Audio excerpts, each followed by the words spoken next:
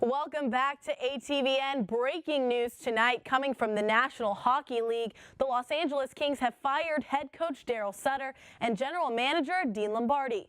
This comes after the Kings missed the playoffs for the second time in 3 years and finished with their worst record since 2009.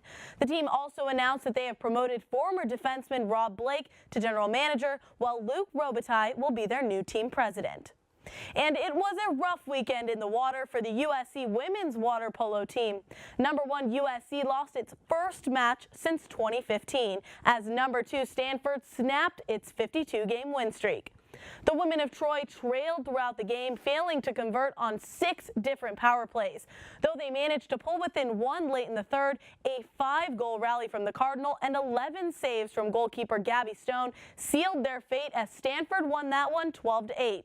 USC will head back to the pool in Berkeley to face off against Cal on Saturday. And another USC team saw its win streak come to a close. The dynamic pairing of Kelly Clays and Sarah Hughes were handed their first loss in 104 matches.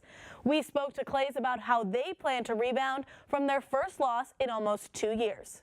We're seeing the best competition out there, so it was a tough loss for us, but we're just going to come back out and practice and try to get a little bit better. We're going to watch a little film, and I think we go up on Tuesday, and we're excited to go compete up there. Now, luckily for USC, the women of Troy still picked up the W as a whole, defeating St. Mary's College 4-1. Now the team has over a week to prepare for their next Pac-12 opponent, Stanford. USC will look to keep their 55-game win streak alive at home next Tuesday.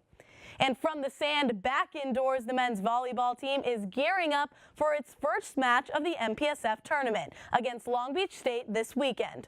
The Trojans are coming off of a 3-1 victory over Cal Baptist in their last matchup of the regular season. They were led by senior Lucas Yoder, who had 24 kills and 8 digs on the night. He will play a key role as the team looks to upset the top-seeded 49ers. The driven mindset of we have nothing to lose because we're playing the number 1 team in the nation, and we split with them this season, so I think we should have a good expectation, but we need to take our serving very seriously and our serve receive very seriously because they have one of the best offenses in the nation.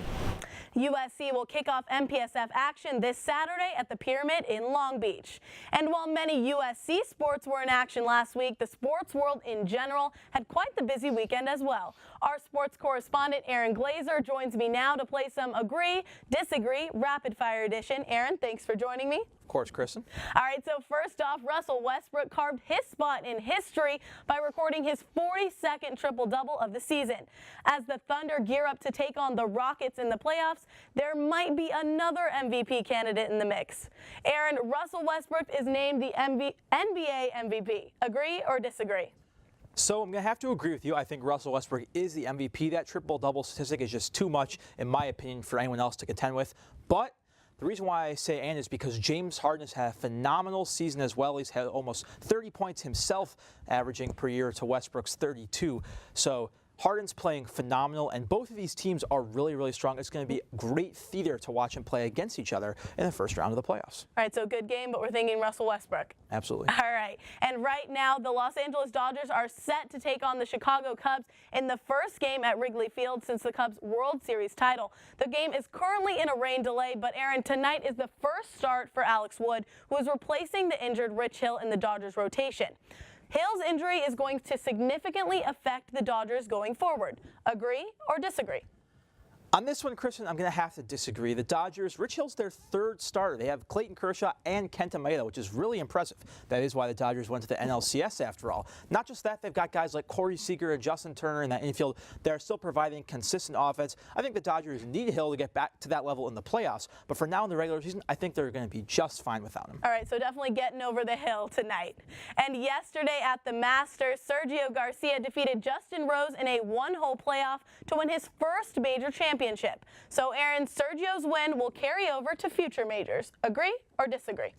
I'm going to have to also disagree with this one, Kristen. The Ryder Cup style that Sergio likes to play is where it's a one-on-one matchup was excellent when it was just him and Justin Rose in competition, such as yesterday at the Masters. But going forward, the next major is the U.S. Open at Erin Hills, just outside of Conwalk, Wisconsin. And that course is very hilly. It's got a lot of, it's right in the plains and in the terrain. It's going to be very difficult. And I think it's hard for someone to kind of run away with that. Because of that, I don't see Sergio, playing in a one-on-one style. He's going to have to go up against a larger field, and I don't know how much he could handle that as compared to how he did in the Masters. All right, so different terrain, different outcome. Absolutely. And I'm going to throw a little bit of a curveball at you. I know we were talking about the pros, but back here at USC, quarterback Sam Darnold was given the best odds to win the 2017 Heisman Trophy by the Westgate Superbook with 5-to-1 odds. So, Aaron, the question, Sam Darnold will win the Heisman, agree or disagree? Well, for all the Trojan fans out there, I'm going to agree with this one. Sam Darnold has captured the hearts of not only Trojan fans, but Pac-12 fans, and pretty soon he's coming right after all of America. Darnold, he's got the whole spring practice as the leader of this team. He's calm, he's relaxed. He's, Juju's not even there anymore, but honestly, he didn't throw to him that much last year either. He's got a full set of options on offense. A defense is strong. He's more confident. I really think that this is his year again. He's going to be shocking people again. I think he's going to win the Heisman. All right, no doubt in that one from Aaron. Good news for all USC fans. Thanks for joining me. Back to you guys at the desk.